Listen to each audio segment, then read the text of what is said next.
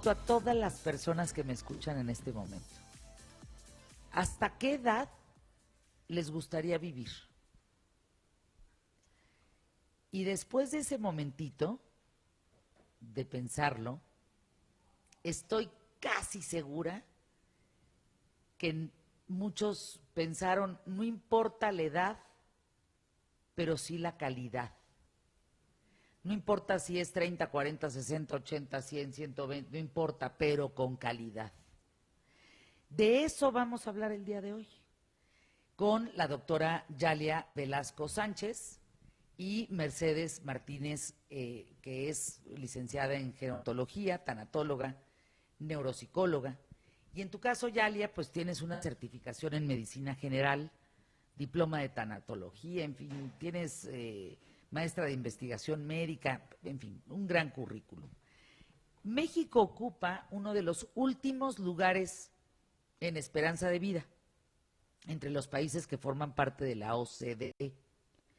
Además, diríamos, y hoy más que nunca, un sistema de salud pública, pues inquietante, ¿no? Preocupante, decepcionante para muchos, comparado con otros países que están en esa misma organización. En México, para dar datos, vivimos 75 años en promedio. México es el antepenúltimo en esperanza de vida. Por delante está Letonia y Lituania, que no sé si todos ustedes saben exactamente dónde está, pero sí está bastante lejos. ¿Estamos? Y desde el 2000, México es, junto con Letonia, ¿por qué? Eso es una gran pregunta, el país donde menos se ha avanzado en esa esperanza de vida. ¿Por qué? Ahí está la pregunta. Hay comportamientos, más allá de lo que se puede enfermar nuestro cuerpazo. Hay comportamientos nocivos para la salud, que a lo mejor los de Letonia, Lituania y México estamos teniendo en común, que nos hacen ser dentro de los últimos países en esperanza de vida. ¿Qué opinan? Pues sí, lamentablemente en México en la actualidad hay más de alrededor de 13 millones de personas ya envejecidas, y yo considero que el problema o la causa central del por qué no hemos avanzado políticamente y públicamente en estrategias o en actividades que apoyen al envejecimiento es porque no somos conscientes como país de que es una problemática actual. Nosotros pensamos que el envejecimiento va a ocurrir de aquí al 2050, que es donde se está probabilizando la esperanza de vida. Nos dicen que hasta el 2050 las personas mayores van a alcanzar el 75, 80 años de edad más o menos. Entonces considero que en este sentido nosotros como buenos mexicanos pues siempre queremos esperar al final, ¿no? Al estar ya situados en ese momento. Pero la realidad es que el envejecimiento ya está aquí hoy y ahora. ¿Qué nos hacen falta? Políticas públicas que nos apoyen a mejorar la condición de vida. Estamos hablando que México tiene aproximadamente 550 geriatras. Ese dato no lo comparte ¿Eso el es INGER. poco o es mucho? Poquito para alrededor Para de 13 millones. millones de personas. Imagínense la problemática en la que estamos. Eso si tienes y vives cerca de alguno de ellos. Sí. Y estás en algún lugar de una ciudad o un pueblo, pues digamos ahí medio desarrollado, pero si no, pues ni cómo te ayuda, ¿dónde encuentras uno? Sí, también considero que la esperanza de vida está pues teniendo ese problema porque no hay, además de geriatras, otros profesionistas encargados en la atención hacia las personas mayores. Es decir, hay una gran cantidad de adultos mayores en México que están pobres, rezagados y enfermos. Sí, definitivamente. Creo que existen factores que son extrínsecos a las personas mayores. Y una problemática muy importante que tenemos que considerar es que países subdesarrollados como el nuestro y como Letonia y Lituania vivimos en un contexto cultural muy, muy especial, ¿no? Ujú. Y además, pues el concepto de vejez, el concepto social de vejez, esa es una parte muy importante, porque a la persona anciana, vieja o de la tercera edad, muchas veces se le discrimina, y es una discriminación social que existe entre nosotros, ¿no? Y lo peor del caso, Fernanda, es que el mismo adulto mayor se autodiscrimina. Cuando uno a los 60 años es una persona totalmente capaz y con un potencial muy No, y a los 80 y importante. a los 90. Sí, exactamente. Entonces, ese concepto que tenemos de vejez y de envejecimiento, desde luego que afecta mucho a la población. Nos afecta a todos. A ver, ¿qué casos? Porque a mí sí me gustaría ahondar y detenerme un momento en el maltrato, Ujú. porque es algo que no hablamos, ¿eh? Así es. Siempre decimos, ay, nuestros abuelos, ay, nuestros ancianos, ay. Hijo, mano, pero hay unas historias que dices, qué barbaridad, ¿cómo es posible? Así es. Para que los que me escuchan y estén bien, valoren enormemente estar bien. Ujú. ¿Por qué están así? Porque lo merecen estar bien, pero hay unos que no están bien. Yo sé unas historias de maltrato terribles, pero tú, Mercedes, ¿cuáles te sabes? Una, Pues con una que con una, agarres. el maltrato económico.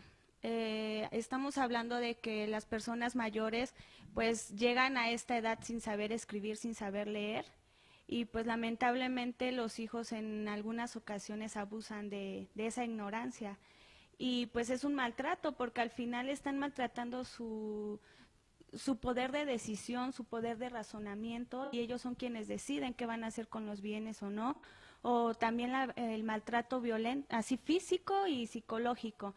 Actualmente hay una persona a la que atiendo y asisto, y esta persona, pues, aunque acude con nosotros al centro de día y tratamos de darle herramientas y le damos, pues, actividades para que ella pueda desarrollar en casa, pues el problema está que regresa a casa y regresa a ese mismo ambiente tóxico. Entonces ¿Qué le hacen?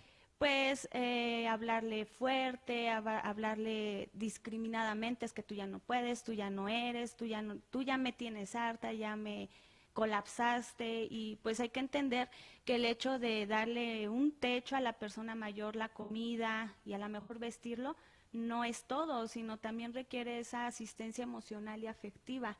Entonces, el maltrato va mucho a lo emocional y a lo que tú puedes seguir haciendo. Es una persona de 80 años que tiene capacidades físicas íntegras, pero lo que la merma o la limita es esta emocional. Entonces, efectivamente, hay mucho maltrato. Yo considero una forma de maltrato es precisamente o una pérdida muy importante en la vejez es perder la autonomía. Y la autonomía es perder esa capacidad de tomar decisiones. Entonces, eso es algo que duele mucho. Cuando el otro, cuando te conviertes en hijo, cuando tú eras el padre o la madre, o sea, tomar ahora el rol de hijo es una forma de maltrato, ¿sí? Porque esa toma de decisiones con la que tú contabas antes de ser adulto mayor, la pierdes, porque decide por ti el hijo. Incluso decide a dónde ir, dónde debes estar, qué debes comer, esto sí, esto no. Y entonces la toma de decisiones, la pérdida de la autonomía es algo que duele mucho cuando se es viejo. Para irnos a la pausa, los hijos, la hija específicamente, llevó a vivir a su mamá a su casa, pero la ubicó en el cuarto de atrás, allá, no en la casa principal, sino en el cuarto de atrás. La hizo firmar unos papeles, despojándola absolutamente de todo lo que tenía. Y la vecina, que era amiga de la hija y de la mamá, que los conocía muchos años antes, empezó a descubrir un olor muy raro. Ya se imaginarán el desenlace de la historia, que creo que no es necesario contarlo en este micrófono. La historia completa se las conté hace tiempo en este micrófono, en un periodismo de vida. Es fatal lo que pasa, ¿eh? Es terrible lo que pasa. En cuanto a exceso de medicamentos, en cuanto a firmas que no deben de proceder, en cuanto a amenazas para quitarles lo que tienen, que es de ellos. Esa gente, esos hijos, y no puedo decir de la, porque ella es la mamá, ¿no? Y entonces ella no merece eso. Pero esos hijos sí deberían de estar en la cárcel, sin duda alguna. Vamos a una pausa, regresamos aquí en ¿Qué tal, Fernanda? Quédate conmigo. Raquel, querida, ¿qué casos de maltrato en tercera edad conoces? Bueno, yo tengo algunos pacientes, porque también soy tanatóloga, que hacen esas cosas de enredar a los papás, decirles, mira papá, con lo que tú tienes, si vendes tu casa, fincamos un piso en la mía y ahí te hacemos un cuartito, etcétera, etcétera, y hay, no uno, muchos.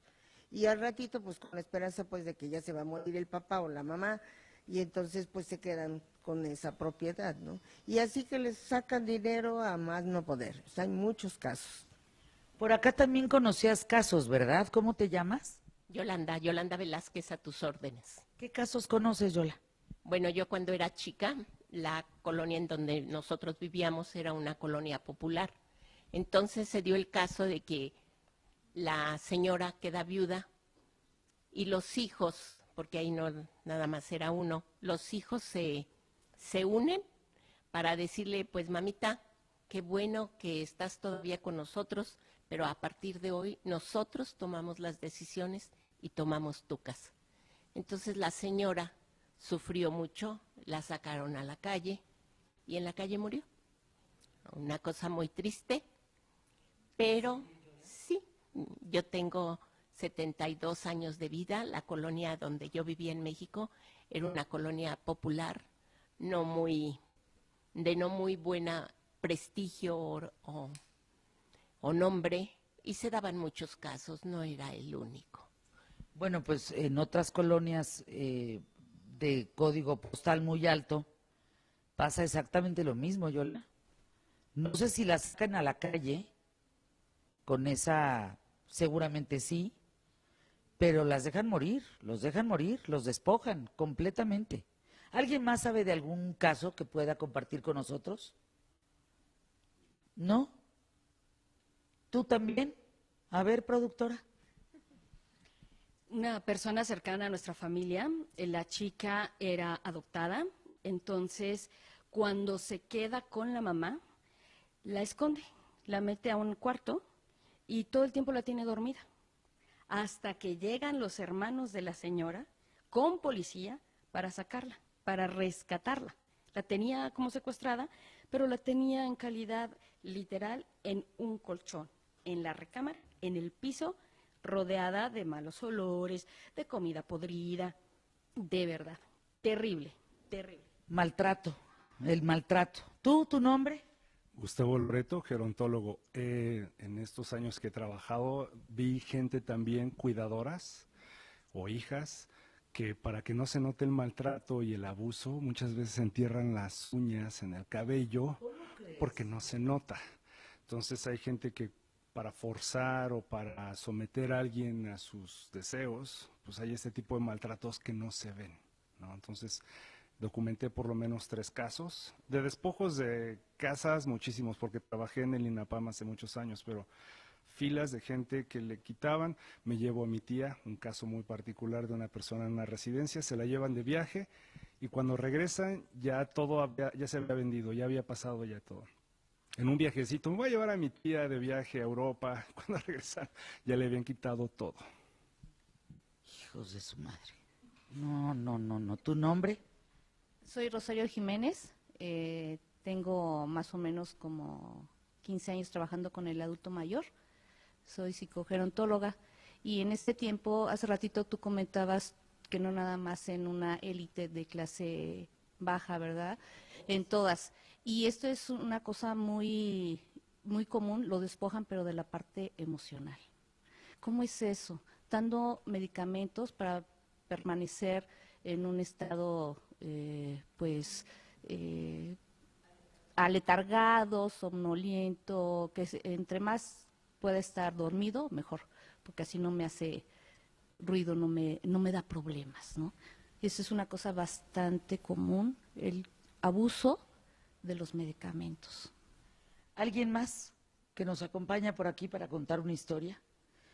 Yo quiero recalcar que aquellas personas, adultos mayores que están bien, que viven bien, que no están siendo abusados, maltratados, que viven bien, pues, más allá de las cuestiones físicas o de salud que se pueden presentar en la vida como parte de esa edad, del propio deterioro que causa nuestra salud y en fin, nuestra condición, tienen mucha fortuna, tienen de verdad, qué bien están, qué bueno, me da mucho gusto, porque platicaba yo aquí con gente de Vallesol que no solo es en México, es en el mundo entero.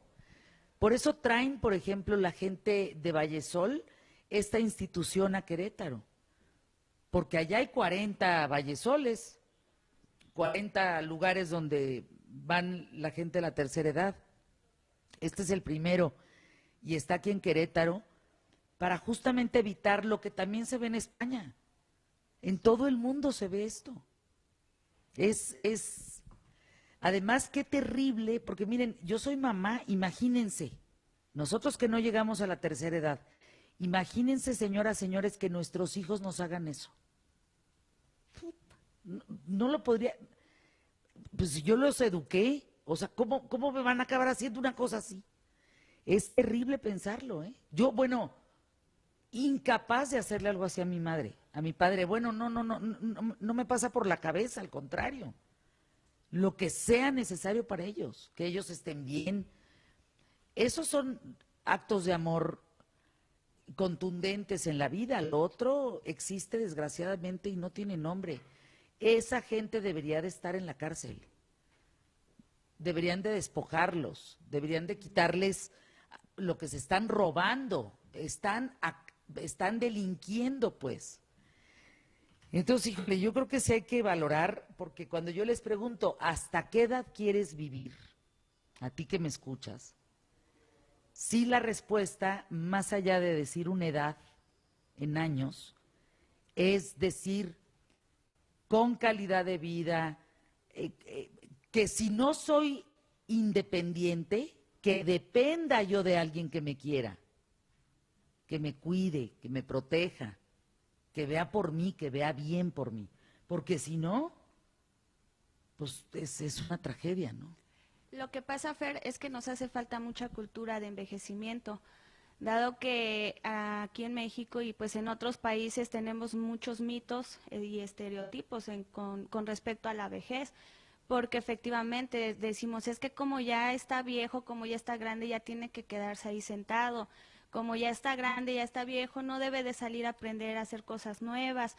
Entonces, es una herencia cultural la que nos venimos dejando, porque efectivamente los viejos de ahora, pues así crecieron y así fueron educados y así fueron sus abuelos. Entonces, lo importante aquí es que ahorita ya vemos profesionales enfocados en ser activistas y en estar promoviendo un envejecimiento pues saludable, un envejecimiento activo y pues enseñándole a las nuevas generaciones que el envejecer solamente es un proceso de vida y pues la vejez como tal debemos de vivirla pues con plenitud y con calidez y calidad rodeada de las familias, pero sí es muy importante el que esto lo vengamos pues educando y promoviendo, como bien lo dice, a sus hijos, a los hijos que son las nuevas generaciones, enseñar a los niños a tener contacto con las personas adultas y pues en este sentido hacer actividades intergeneracionales, porque pues la vejez es una etapa donde se tiene que vivir con total plenitud. Y fíjense, en un análisis así como reflexivo, en una reflexión de lo que estamos platicando, a veces no son los hijos, son las nueras, son los yernos, los que empiezan, sí o no, a meter la cizaña de quítale, Déjala. déjala, sí. ¿no? Nosotros lo merecemos porque nosotros tenemos hijos y cómo los vamos a sacar adelante. A veces, desgraciadamente, es la voz de la nuera o del yerno o de los primos o de, en fin, esta gente que rodea o de la suegra. Pero precisamente creo que el problema está ahí, ¿no? Como siempre, nuestros problemas son por falta de información, por falta de capacitación, por falta de educación. Y entonces esta es una labor que tenemos los adultos de fomentar ese concepto sobre la vejez y sobre el envejecimiento que sea adecuado, ¿no? Quizá esas personas, la suegra, el yerno, la nuera, pues tienen la idea de que nunca van a envejecer. Y la vida cobra, porque en el momento menos esperado ya estamos en esa situación. Entonces, la regla de oro es tratar a los demás como te gustaría que te trataran a ti. Pues con eso nos despedimos. Bueno, me quedé pensando, en Alemania, fíjense nada más, hay quien su trabajo, su preparación, su dedicación es limpiar, estoy entrecomillando la palabra limpiar, las pertenencias de los adultos mayores que murieron, porque los hijos no quieren enfrentarse a las cosas que no son de ellos, pues, que para qué se van a meter en la parte personal de poder arreglar tal o cual cosa. Es brutal, ¿eh? Es brutal esto que pasa, hay que hablarlo, esto no se puede quedar simplemente en las anécdotas de unas y otras personas. Y cuando te das cuenta de esto, de verdad, es cuando yo más valoro venir donde estoy, a Vallesol, y decir, aquí hay una posibilidad de estar bien, de estar sanos, de lo que se tenga poderlo atender con cariño, con compañerismo, porque no en todos lados pasa eso. Y eso es algo digno de pensarse, ¿eh?